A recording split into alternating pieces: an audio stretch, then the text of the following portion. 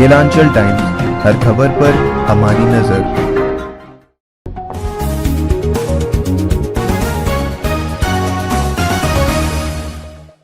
नमस्कार, स्वागत है आपका केलांचल टाइम्स में। मैं हूँ आपके साथ वंदना। हमारे संवाददाता की टीम इस वक्त बिहार के पंचायतों और जिलों में है। वजह है पंचायत चुनाव, बिहार पंचायत चुनाव। हमारे संवाददाता ग्रामीण और उम्मीदवार जो पंचायत चुनाव में खड़े हैं, दोनों से ही बातचीत कर रहे हैं इस पंचायत चुनाव को लेकर।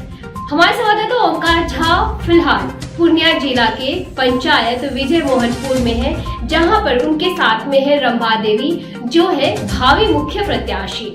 आइए इनसे बातचीत कर जानते हैं कि इनकी क्या राय है इस चुनाव को लेकर और किन तैयारियों के साथ वो इस चुनाव में खड़े हुए। देखते हैं बातचीत का सिलसिला इस खास रिपोर्ट में। आप देख रहे हैं केलांचल टाइम्स, मैं हूं ओमकार झा।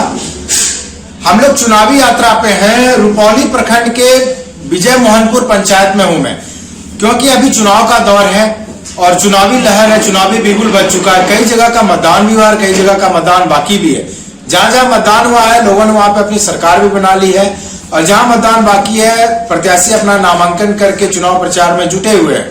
इसी तरह पूर्णिया जिला का रुपौली प्रखंड और विजय मोहनपुर पंचायत में रंभा देवी जी जो मुखिया प्रत्याशी हैं, और उनके प्रतिनिधि रविंदर मंडल जी, उनके प्रतिनिधि उन्हीं से जानते हैं कि उनका चुनाव प्रचार कैसा चल रहा है और उनका उद्देश्य क्या है। केलांचल टाइम्स में आपको जुड़ने के लिए बहुत बहुत धन्यवाद मैम। आपका चुनाव लड़ने का उद्देश्य क्या है? मेरा यही उद्देश्य है कि मैं जनता के लिए कुछ कर सकती हूँ, तो जनता हमको देगी मौका तो हम कर सकते हैं। ठीक है, इसीलिए आप चुनाव लड़ रहे हैं? हाँ, इसीलिए।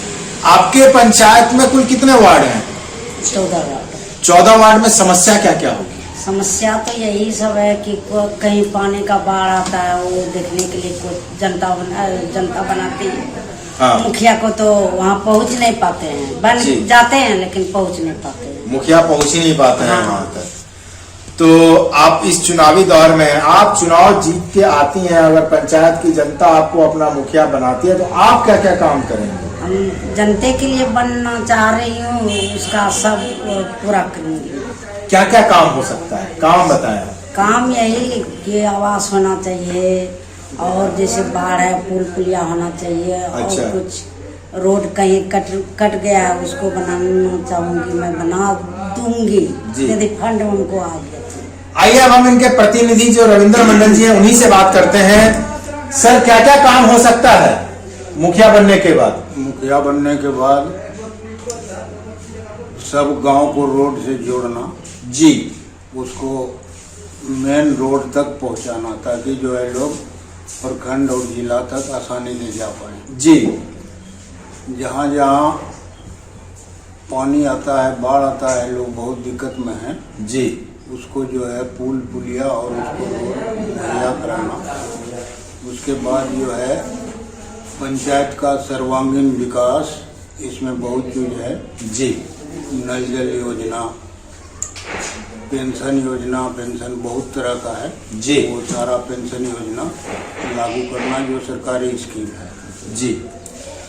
और पंचायत में जो भ्रष्टाचार है उसको मुक्त करना, और मेनली पंचायत का सर्वांगीण विकास करना ही विकास, सिर्फ विकास। मुखिया जी, आप ये बताएं, पंचायत में लड़कियों के पढ़ने के लिए स्कूल नहीं है, इस व्यवस्था को आप कैसे देखेंगे अगर पंचायत की जनता आपको मुखिया बनाती है?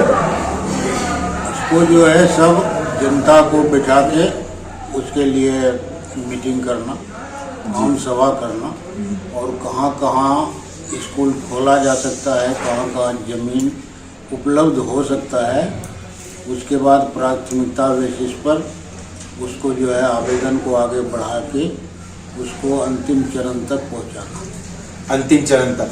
आपने शिक्षा के बारे में बताया, सड़क नली गली के बारे में भी बताया, लेकिन एक समस्या और आ रही है, उप स्वास्थ्य केंद्र।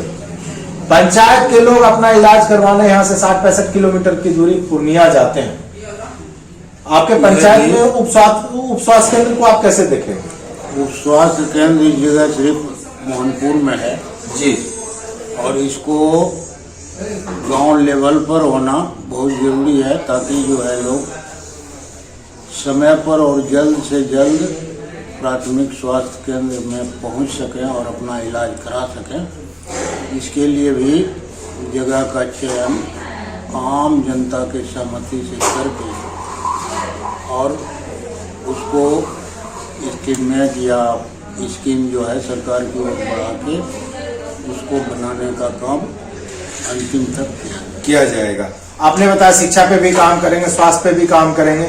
अब एक हमारे यहाँ पे पंचायत में युवा बता रहे थे कि हमारे पंचायत में खेलकूद का मैदान भी नहीं है। खेलकूद का मैदान हम लोग बनाए थे पश्चिम टोला के आगे जी, लेकिन वो सरकारी है, उसमें स्कूल खोलने का प्रावधान था। हम लोग कोशिश कर रहे हैं, इसको भी आप मतलब सरकारी पदाधिकारी से बात करके इसको लाने का कोशिश करेंगे। खेलकूद तो जब तक नहीं होगा तब तक युवा वर्ग विकास कैसे होगा? युवा वर्ग का विकास नहीं हो सकता। खेलकूद के लिए उसके लिए आउटडोर और इंडोर दोनों को ध्यान दिया जाएगा।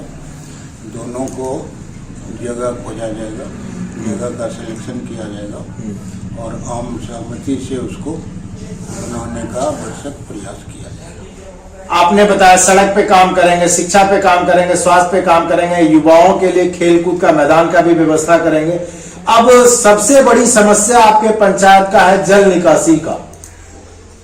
इस समस्या को आप कैसे देखेंगे अगर मुखिया बन के आप आते हैं तो? जल निकासी जो है वो तो बहुत बड़ी समस्या है, लेकिन यहाँ पर पंचायत में दक्षिण सिरा से पानी नदी जो है कोसी नदी जी उससे आती है, लेकिन उस समय जो है जल निकास का उतना समस्या नहीं होता है। लेकिन जब बारिश होती है तो उसके चलते भी बाढ़ जैसा दृश्य हो जाता है। उसके लिए जो है किनारे किनारे नाला या और किसी जगह से पानी निकल सकता है। कोई ज़रूरी नहीं है कि रोडे के साइड से हो, और किसी जगह से यदि निकलने की व्यवस्था है तो उसको मिला के नदी की ओर लेके जाया जाता है। नदी की ओर ड्रेनेज बना के ले जाया जा सकता है। मुखिया जी, आपने इतने काम बताया, फिर से आप चुनावी दौर में हैं, आप अपने पंचायत की जनता को संदेश क्या देना चाहते हैं, अपील क्या करना चाहते हैं उनसे? अपील ये करना चाहते हैं कि सारी जनता मिल करके हमें जो है जीत दिलाए जी, और जितने भी कार्य हैं, शिक्षा हुआ, प्राथमिक शिक्षा हुआ, रोड हुआ, सड़क हुआ और पुल पुलिया हुआ, खेल मैदान हुआ, इंडोर आउटडोर दोनों, ये सब पर पूरा से पूरा ध्यान दिया जाएगा। इसीलिए जनता से पूरी अपील है कि हमें तो आपका कहने का मतलब ये, अगर पंचायत की जनता आपको मुखिया बनाती है तो आप उनके विश्वास पे खरा उतरेंगे और जो है सिर्फ विकास ही मेरा काम होगा और वो होगा भ्रष्टाचार मुक्त होगा। क्या नाम है सर आपका? रविंद्र मंडल, मुखिया प्रत्याशी, मुखिया प्रतिनिधि। आप प्रतिनिधि हुए, मुखिया प्रत्याशी। आपका नाम क्या हुआ? ग्राम पंचायत प्रखंड रुपौली, जिला पूर्णिया। और हाँ, घंटा का बटन जरूर दबाना, तब हमारे वीडियो का नोटिफिकेशन सबसे पहले मिलेगा। यहाँ वहाँ का देखा तो हम तो क्या ही कहते हैं, जल्दी दबाओ।